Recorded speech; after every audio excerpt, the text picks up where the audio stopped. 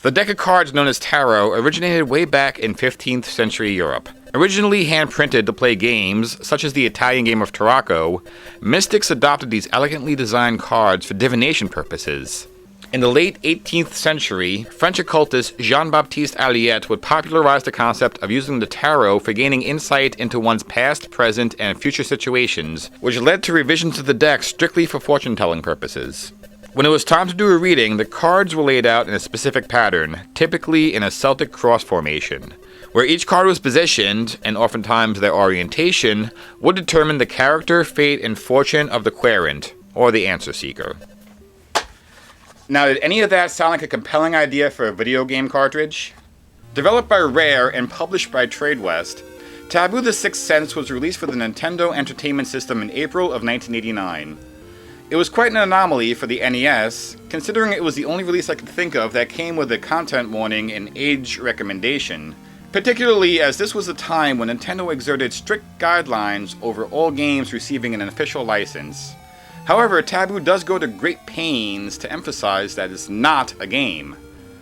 The game's manual states that the game pack comes in a protective black silken velvet to protect it from any stray influences and negative vibrations, just like a traditional tarot deck.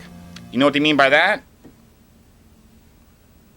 Also, I wonder if blowing warm air with tiny globs of spit into the contacts to get it to work counts as stray influences.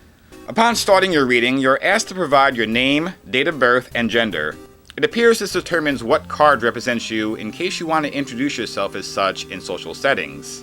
After this, you're told to ask a question, any question. The game doesn't have capitalization or punctuation marks, and I can't explain to you why this bothers me. After choosing that all-important question, the game entertains you with its shuffling routine.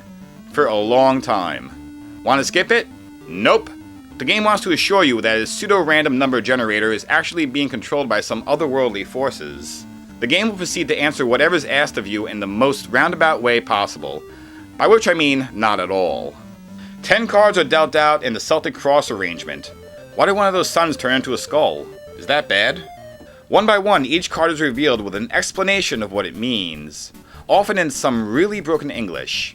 How can I expect to believe the mystical words of wisdom coming out of my Nintendo are accurate if those divine spirits can't grasp basic grammar rules? Based on what you've learned about yourself from those 10 cards, you're encouraged to draw your own conclusion, though it's likely you'll just be confused and annoyed. Say what you want about Miss Cleo, at least she gave you straight answers. Oh. It's the one that's very unpleasant, okay? Okay. And he's also the one that had another girlfriend while he was sleeping with you. Yes, he did. Yep, that's him, that's the daddy. Taboo the Sixth Sense concludes its reading by giving you lucky lottery numbers based on where you live, which I find odd. It purports to know you well enough to give you your destiny, but it can't tell you what state you call home? There goes its credibility.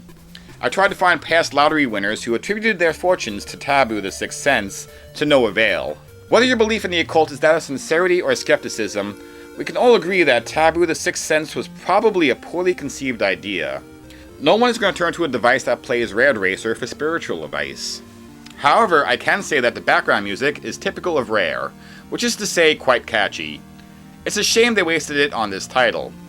If you see this hanging out on the shelf for a couple of bucks, maybe pick it up for a quick giggle.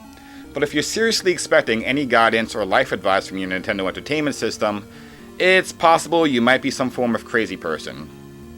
My name is Dave and this was Game Break, even though we didn't really play a game. I will see you back here next time.